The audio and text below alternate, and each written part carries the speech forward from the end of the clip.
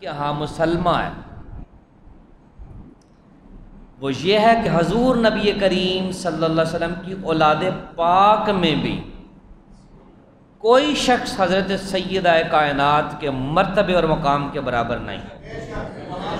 آپ کی اولاد پاک میں بھی ان کے درجے کے برابر کوئی بھی نہیں.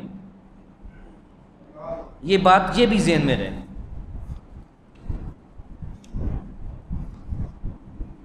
حضور تاجدار کائنات صلی اللہ علیہ وسلم، اس حدیث کو امام بخاری نے بھی روایت کیا ہے، یا سوائق المحرقہ، علامہ ابن حجر الہیتمی نے بھی اس کو روایت کیا ہے، اور بھی محدثین نے اس کو روایت کیا ہے. میرے آقا نبی کریم صلی اللہ علیہ وسلم آپ تشریف رکھتے تھے. اس حدیث کو روایت کیا ہے حضرت عائشہ صدیقہ رضی اللہ تعالیٰ عنہ نے.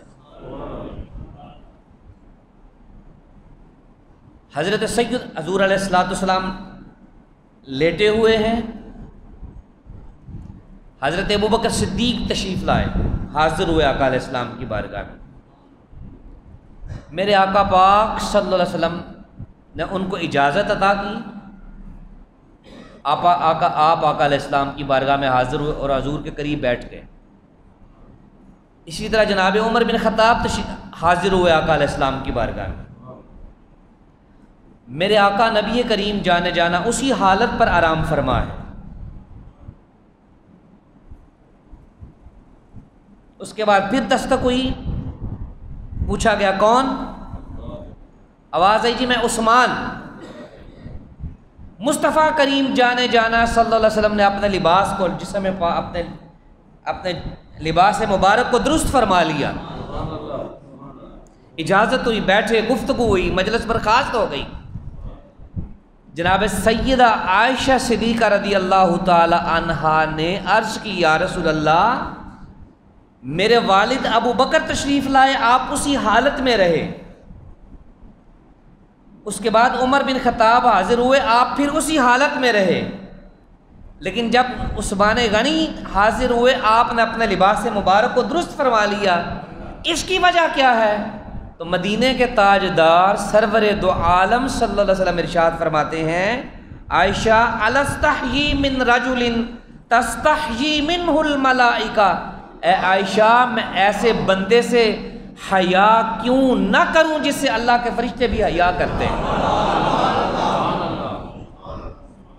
آپ سے اللہ کے فرشتے بھی حیا کرتے ہیں. اور آپ کے حیا کا عالم کیا ہے؟ مصطفیٰ کریم جانے جانا صلی اللہ علیہ وسلم کا فرمان سنیے. الجامع الصغیر میں علامہ سیوطی نے اس کو لکھا ہے. اس حدیث کو روایت کرنے والے حضرت ابو ہریرہ ہیں. عثمان حی تستحیی منہ الملائکہ، عثمان زندہ لوگوں میں ایسا ہے کہ فرشتے بھی اس کا حیا کرتے ہیں. اور فرمایا، اور سنیے اس حدیث کو روایت کرنے والے ابن عمر ہیں. آقا علیہ السلام نے فرمایا، عثمان میری امت میں سب سے زیادہ حیا کرنے والا عثمان غنی ہے. اسی میں آقا علیہ السلام نے فرمایا، عثمان فی الجنہ، عثمان جنت، یہ جنت کی بشارت دی حضرت عثمان غنی کو آقا علیہ السلام نے. حضرت سیدنا عثمان غنی عرض کرتے ہیں کہ جس دن میں نے رسول پاک صلی اللہ علیہ وسلم کی بیعت کی، اپنا ہاتھ مصطفیٰ کریم صلی اللہ علیہ وسلم کے دست مبارک میں دیا تھا.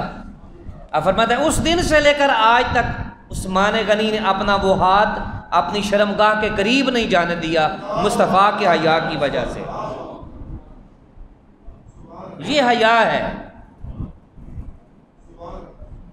کہ اپنی شرمگاہ کے قریب اپنا ہاتھ پھر دوبارہ جانے، کہ اس لیے کہ اس ہاتھ نے رسول پاک کے جسم مبارک کو چھوا ہے.